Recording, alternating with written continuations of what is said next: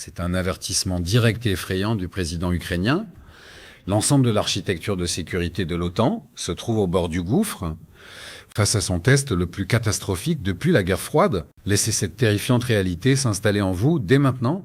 Au cœur de la Russie, un unique missile balistique Intercontinental repose tranquillement dans son silo, le Sarmat. Les analystes militaires russes se vantent ouvertement que cette seule arme porte plus de 10 ogives nucléaires à guidage indépendant. Un seul lancement pourrait théoriquement rayer de la carte une nation entière. La France, le Royaume-Uni, complètement anéanti. En ce moment même, Vladimir Poutine manœuvre agressivement pour placer ce même système apocalyptique en service de combat actif d'ici la fin de 2025, mais c'est qu'une partie de ce sombre cauchemar. Sur la frontière ensanglantée de l'Europe, le président Zelensky vient de lancer une alarme dévastatrice à l'Occident, avertissant directement les dirigeants de l'OTAN « Vous êtes les prochains ?» Et toutes les preuves terrifiantes suggèrent qu'il a absolument, totalement et indéniablement raison. Ce ne sont pas des spéculations, ce n'est pas une analyse basée sur des fuites de renseignements ou des sources anonymes.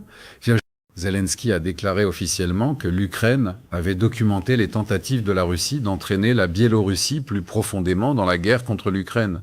Selon le président ukrainien, la Russie est engagée dans ce qu'il appelle de nouveaux contacts avec le président biélorusse Alexandre Loukachenko. Ce ne sont pas des conversations diplomatiques occasionnelles, ce sont des négociations sur des opérations militaires. Zelensky a déclaré, et c'est sa citation exacte, « Nous continuons à documenter les tentatives de la Russie d'entraîner la Biélorussie plus profondément dans la guerre contre l'Ukraine. » L'Ukraine était au courant de contacts supplémentaires entre la Russie et le président biélorusse Alexandre Loukachenko pour le persuader de se joindre à de nouvelles opérations agressives russes. La Russie étudie des plans d'opération au sud et au nord du territoire biélorusse, soit en direction de Tchernobyl ou de Kiev en Ukraine, soit contre l'un des pays de l'OTAN directement depuis le territoire de la Biélorussie. Laissez-moi traduire ce que tout cela signifie en langage clair, car la formulation diplomatique masque ce qui est réellement dit. La Russie envisagerait des opérations militaires directes contre un État membre de l'OTAN à partir de la Biélorussie, un pays qui partage une frontière avec la Pologne, la Lituanie et la Lettonie, 3 nations de l'OTAN. C'est pas théorique. C'est pas une hypothèse, il s'agit d'une stratégie russe active que les services de renseignement ukrainiens suivent en temps réel. Maintenant, pourquoi devriez-vous vous soucier de la Biélorussie? Parce que la Biélorussie n'est pas juste un observateur neutre dans ce conflit. La Biélorussie a permis aux forces russes d'utiliser son territoire lors de l'invasion de 2022. Plus récemment, Minsk a accepté d'accueillir des armes nucléaires tactiques russes sur son sol. La Biélorussie accueille également des systèmes de missiles Oreshnik. Nous ne parlons pas d'armes conventionnelles, ce sont des systèmes conçus pour transporter des ogives nucléaires. Et selon les renseignements de Zelensky, la Russie tente de convaincre Loukachenko de les laisser lancer des opérations à partir du territoire biélorusse contre l'OTAN elle-même. Les implications sont stupéfiantes. Si la Russie réussit à faire pression sur la Biélorussie pour qu'elle autorise des opérations militaires contre l'OTAN, toute l'architecture de sécurité de l'Europe de l'Est s'effondre. La Pologne, la Lituanie et la Lettonie feraient face à des menaces directes venant d'une nouvelle direction. Le flanc est de l'OTAN déjà sous tension ferait face à des attaques venant du nord. L'Ukraine a déjà donné instruction à ses forces de défense de renforcer les mesures de sécurité au nord. Kiev prépare des plans de réponse pour les régions de Tchernobyl et de Kiev en cas de future attaque depuis la Biélorussie. C'est pas le comportement d'une armée qui pense que la menace est lointaine ou théorique, mais c'est ici que la situation devient encore plus alarmante. Au moment même où Zelensky tirait la sonnette d'alarme, quelque chose d'extraordinaire s'est produit à Washington. Les États-Unis ont brusquement annulé un déploiement prévu de 4000 soldats en Pologne. 4000 soldats d'une brigade blindée, c'était pas des troupes théoriques. L'équipement et les soldats de la première division de cavalerie étaient déjà en transit vers l'Europe lorsque le déploiement a été soudainement interrompu. La décision a été si soudaine que des responsables de l'armée américaine auraient été surpris. Elle a été officiellement transmise lors d'une réunion de l'armée américaine le 13 mai, prenant de nombreux officiers complètement au dépourvu. Ceci est significatif pour une raison, le timing. Au moment exact où l'Ukraine avertit que la Russie pourrait préparer une escalade majeure, les États-Unis réduisent leur présence militaire en Europe.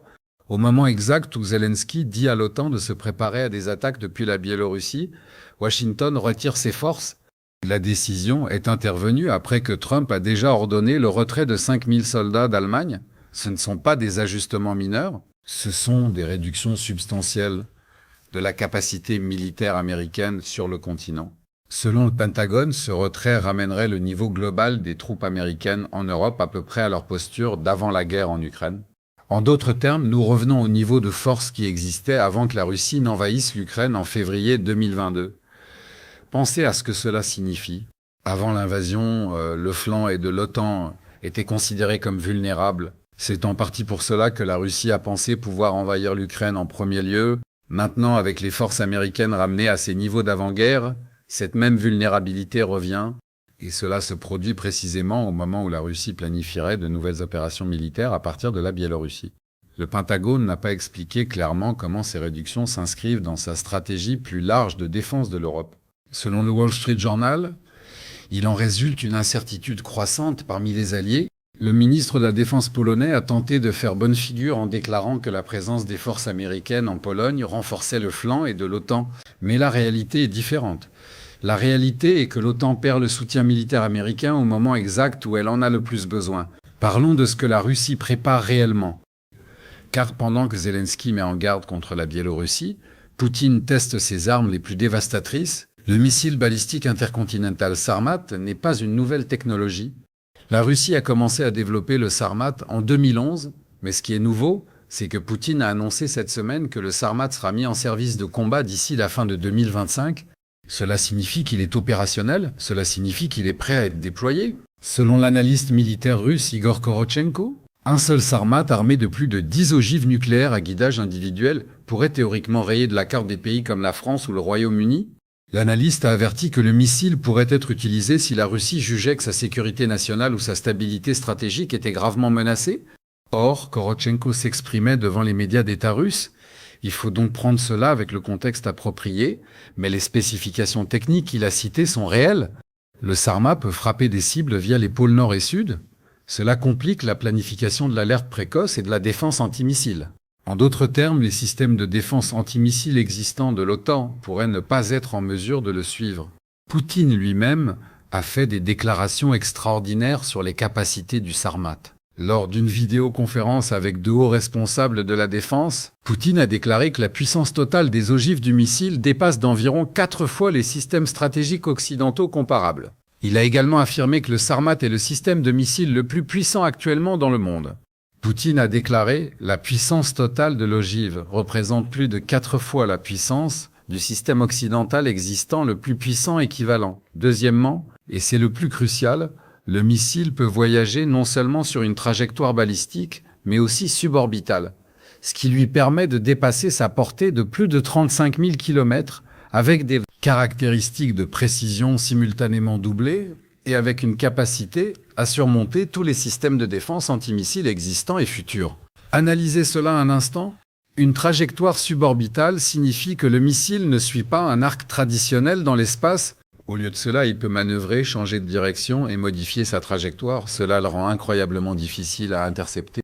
Combiné à une portée de plus de 35 000 km, cela signifie que le Sarmat peut frapper des cibles n'importe où sur Terre.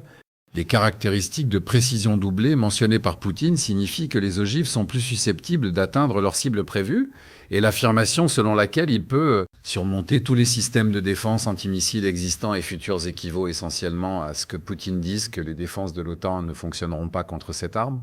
Maintenant, Poutine exagère-t-il? Probablement. Les chefs militaires surestiment toujours leurs capacités. Mais même si le Sarmat n'a que la moitié des capacités prétendues par Poutine, cela reste une arme dévastatrice. Et le fait que la Russie le mette en service de combat dès maintenant, en 2025, tout en faisant simultanément pression sur la Biélorussie pour qu'elle autorise des opérations militaires contre l'OTAN, suggère une stratégie. Voici ce que nous savons de l'arsenal nucléaire plus large de la Russie. La Russie modernise systématiquement ses forces stratégiques depuis le début des années 2000. Poutine lui-même a expliqué le calendrier. En 2004, la Russie a commencé à travailler sur le système de missiles intercontinentaux avant-garde. Depuis 2019, il est en service de combat. Puis est venu le missile hypersonique Kinzhal en service depuis 2017. Depuis 2025, le système de missile Ares est en service de combat. C'est le système qui serait déployé en Biélorussie. La Russie termine également les travaux sur 2 systèmes dotés de systèmes de propulsion nucléaire, le véhicule sous-marin sans pilote Poséidon et le missile de croisière à portée mondiale Burevestnik. Ce sont des armes pour lesquelles la plupart des pays de l'OTAN n'ont pas d'équivalent. Poutine a présenté la modernisation nucléaire de la Russie comme une réponse au retrait des États-Unis du traité sur les missiles antibalistiques en 2002. Il a déclaré, après le retrait des États-Unis du traité sur les missiles antibalistiques en 2002, nous avons été obligés de réfléchir à la garantie de notre sécurité stratégique, dans la nouvelle réalité et à la nécessité de maintenir un équilibre stratégique des forces. La Russie a commencé à travailler sur le développement de systèmes avancés qui n'ont d'équivalent nulle part dans le monde et qui sont garantis pour surmonter les systèmes de défense antimissiles existants et futurs. En d'autres termes, Poutine soutient que la Russie ne fait que répondre aux actions américaines. Mais la réalité est plus complexe. La Russie fabrique des armes spécifiquement conçues pour pénétrer les défenses de l'OTAN, et la Russie les fabrique en ce moment même. Relions les points ici, car le modèle est indéniable. La Russie modernise son arsenal nucléaire à un rythme accéléré. La Russie teste de nouveaux missiles et annonce leur statut opérationnel. La Russie ferait pression sur la Biélorussie pour qu'elle autorise des opérations militaires contre l'OTAN.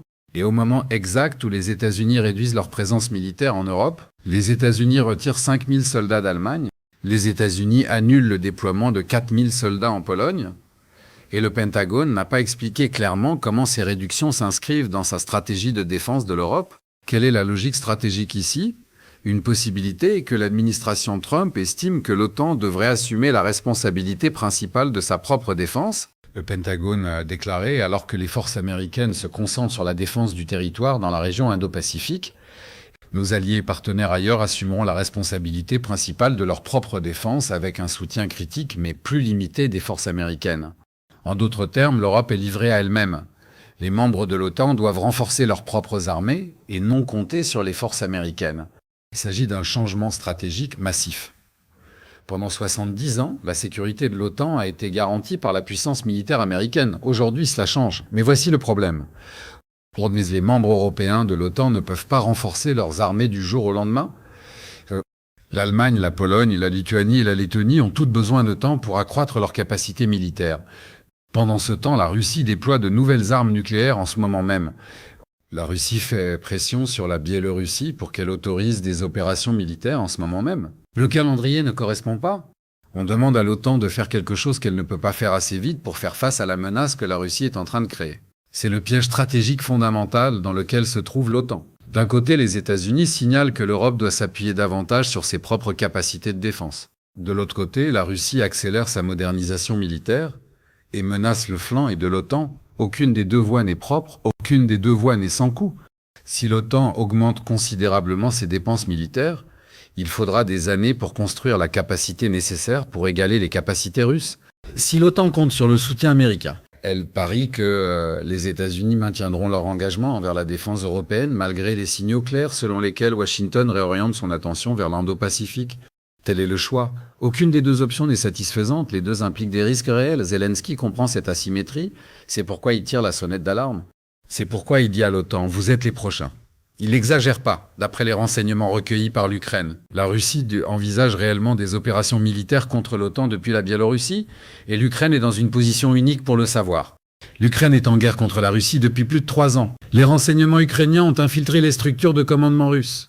Le personnel militaire ukrainien a une expérience directe du combat contre les forces russes. Lorsque Zelensky dit que la Russie prépare quelque chose, il ne devine pas. Il se base sur des renseignements qu'aucune autre nation ne possède. L'Ukraine est le seul pays aligné sur l'OTAN qui combat actuellement les forces russes dans une guerre majeure. Les agences de renseignement ukrainiennes ont des sources humaines à l'intérieur des structures militaires russes. Les services de renseignement électromagnétique ukrainiens surveillent les communications russes en temps réel. Lorsque Zelensky avertit que la Russie fait pression sur la Biélorussie pour qu'elle autorise des opérations militaires contre l'OTAN, il parle d'une position de connaissance que les agences de renseignement occidentales tentent toujours de confirmer. Maintenant, la Russie attaquerait-elle réellement un membre de l'OTAN? C'est la question à $1 million. Si la Russie attaquait un membre de l'OTAN, l'article 5 du traité de l'OTAN serait déclenché. Cela signifie que tous les membres de l'OTAN seraient en guerre contre la Russie, cela inclut les États-Unis. Même avec des effectifs réduits, la puissance militaire américaine serait mobilisée, les armes nucléaires américaines seraient sur la table. La Russie ferait face à toute la puissance militaire de l'OTAN et de l'Occident. Mais voici le problème. La Russie pourrait croire que les États-Unis ne défendraient pas réellement un membre de l'OTAN. La Russie pourrait croire que les divisions politiques américaines, la lassitude américaine face à la guerre et l'attention américaine portée sur l'Indo-Pacifique signifient que Washington ne se battrait pas réellement pour la Pologne ou la Lituanie, La Russie pourrait croire qu'elle peut attaquer un membre de l'OTAN, remporter une victoire militaire rapide et présenter à l'OTAN un fait accompli avant que l'Alliance ne puisse réagir. C'est ainsi que commencent les guerres. Non pas parce qu'une partie veut un conflit majeur, mais parce qu'une partie se trompe sur ce que l'autre partie fera. Et en ce moment, avec les États-Unis réduisant leur présence militaire en Europe, avec le Pentagone n'expliquant pas clairement sa stratégie, la Russie pourrait avoir l'impression que les États-Unis sont moins engagés à défendre l'Europe de l'Est. Cette impression pourrait être catastrophiquement fausse, mais ce sont les impressions qui guident les décisions dans les relations internationales. Si la Russie croit que l'OTAN ne se battra pas, la Russie pourrait attaquer. Et si la Russie attaque, tout change. Considérez la symétrie des horloges ici. La Russie a déjà déployé le système de missiles avant-garde. La Russie aura le Sarmat opérationnel d'ici la fin de 2025. La Russie a déjà des armes nucléaires positionnées en Biélorussie. L'horloge tourne vite pour la modernisation militaire de la Russie. Mais il y a une autre horloge qui tourne aussi. L'horloge politique aux États-Unis, les élections américaines ont lieu tous les 4 ans. Les élections européennes se déroulent sur des cycles différents. Le consensus de l'OTAN nécessite l'accord des 32 membres. Ces horloges ne sont pas synchronisées et la Russie exploite cette asynchronicité. La Russie agit vite pendant que l'OTAN délibère. La Russie déploie des armes pendant que l'OTAN débat de la stratégie. La Russie fait pression sur la Biélorussie pendant que l'OTAN essaie de comprendre comment répondre à l'avertissement de Zelensky. Au moins une de ces horloges arrivera à son terme avant que la situation ne se stabilise. Parlons maintenant des fractures internes au sein des acteurs impliqués, car aucun camp dans ce conflit n'est monolithique. Au sein de l'OTAN, il y a de profondes divisions sur la manière de répondre à la menace russe. La Pologne et les États baltes veulent un engagement américain maximal et un renforcement militaire rapide. L'Allemagne veut équilibrer la force militaire avec les liens économiques avec l'Europe. La France veut préserver une autonomie stratégique à la fois par rapport à la Russie et aux États-Unis. Et la Hongrie bloque activement le consensus sur les décisions de l'OTAN. Ce ne sont pas des désaccords mineurs, ce sont des différences fondamentales de stratégie. De même, au sein de la Russie, il y a des centres de pouvoir concurrents. L'armée veut plus de ressources et plus d'autonomie. Les oligarques veulent un allègement des sanctions et la stabilité économique. Poutine veut préserver son pouvoir et étendre l'influence russe. Ce ne sont pas des intérêts alignés. Et en Biélorussie, Loukachenko est pris au piège entre la pression russe pour rejoindre la guerre et l'opposition du public biélorusse à une implication militaire. Loukachenko a déjà permis aux forces russes d'utiliser le territoire biélorusse, il a déjà accepté d'accueillir des armes nucléaires, mais participer réellement à des opérations militaires contre l'OTAN est un seuil différent. Cela ferait de la Biélorussie un combattant direct dans une guerre potentielle entre l'OTAN et la Russie. Cela exposerait la Biélorussie à une action militaire de l'OTAN. Cela détruirait ce qui reste des relations internationales de la Biélorussie. Loukachenko est dans une position impossible. S'il accepte les exigences de la Russie, la Biélorussie devient une cible. S'il refuse, la Russie pourrait le destituer du pouvoir. Voici l'idée cruciale qui manque à la plupart des analyses. L'avertissement de Zelensky ne concerne pas seulement la Biélorussie, il s'agit de signaler à l'Occident que la Russie se prépare à une escalade. Il s'agit de créer une pression politique sur l'OTAN pour qu'elle prenne la menace au sérieux. Il s'agit de forcer une décision que l'OTAN a évitée. Pendant 3 ans, l'OTAN a essayé de soutenir l'Ukraine sans entrer directement dans la guerre. L'OTAN a fourni des armes, des renseignements et des entraînements, mais pas de troupes. L'OTAN a essayé de soutenir l'Ukraine à distance, mais l'avertissement de Zelensky suggère que le soutien à distance n'est plus une option. Si la Russie attaque l'OTAN depuis la Biélorussie, l'OTAN sera directement en guerre contre la Russie. Il n'y aura plus de distinction entre soutenir l'Ukraine et défendre l'OTAN. Les deux fusionneront en un seul conflit et Zelensky prévient que ce moment approche. Il dit à l'OTAN de se préparer. Il dit à l'OTAN que le choix de rester en dehors d'un conflit direct avec la Russie n'a plus le temps. Soyons honnêtes sur la vérité dérangeante ici, car l'analyse qui ne s'attaque pas à la complexité n'est que du théâtre. Les États-Unis réduisent leur présence militaire en Europe parce que l'administration Trump estime que l'Europe devrait assumer la responsabilité principale de sa propre défense. C'est une position stratégique légitime. Pendant des décennies, les membres européens de l'OTAN se sont appuyés sur la puissance militaire américaine tout en sous-finançant leurs propres armées. Il est raisonnable d'affirmer que cette dépendance est malsaine et que l'Europe doit acquérir une plus grande autonomie militaire. Mais le timing de ce changement est catastrophique. L'Europe ne peut pas renforcer ses capacités militaires assez vite pour faire face à la menace que la Russie crée en ce moment même. Le Sarmat sera opérationnel dans quelques mois. L'avant-garde est déjà déployée. La Russie fait pression sur la Biélorussie maintenant. L'Europe a besoin de temps pour renforcer ses capacités militaires. L'Amérique dit que l'Europe est livrée à elle-même. Ces deux faits sont en contradiction directe. La question qui se pose à l'OTAN en ce moment est simple. L'Alliance prendra-elle l'avertissement de Zelensky au sérieux? Les membres de l'OTAN augmenteront-ils considérablement leurs dépenses militaires?